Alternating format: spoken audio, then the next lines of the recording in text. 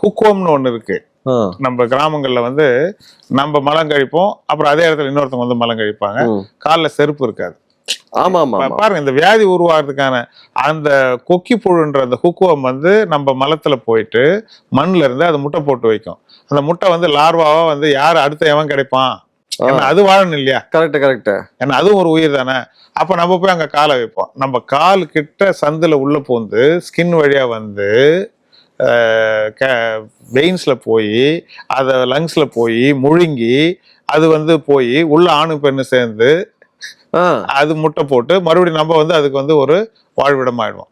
அது வந்து நீங்க சொன்ன மாதிரி தினம் ஒரு 1-2 மில்லிகிராம் இரும்பு வந்து அது சாப்பிட்டு இருக்கும், ரத்தம் குடிக்கும், அது சாப்பிடும்.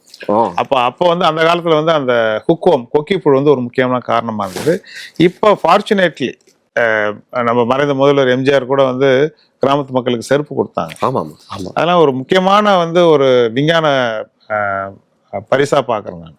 இப்போ வந்து அடுத்து வந்த மோடி அரசும் வந்து கழிப்பறைகள் திட்டம் சுத்தமா இதனால வந்து அந்த மலம் கழிக்கிறது, வெளியே மலம் கழிக்கிறது அங்கேயே நம்ம போய் அடுத்தவங்க நம்ம கால் அங்கே பதிக்கிற இதனால இப்போ அதெல்லாம் குறைஞ்சி போச்சு. அதனால இப்போ நமக்கு வந்து இரும்பு சத்து குறைவா இருந்தாக்கா நம்ம அதுக்கான காரணத்தை தேடும்போது வரிசையா வரணும். அவங்களுக்கு வந்து சாப்பாட்டுல இரும்பு சத்து உள்ள பொருட்கள் இருக்கா, இருந்தா அவங்க இரைப்பை வந்து தகுதியான நிலையில இருந்து அதை உறிஞ்சுதா,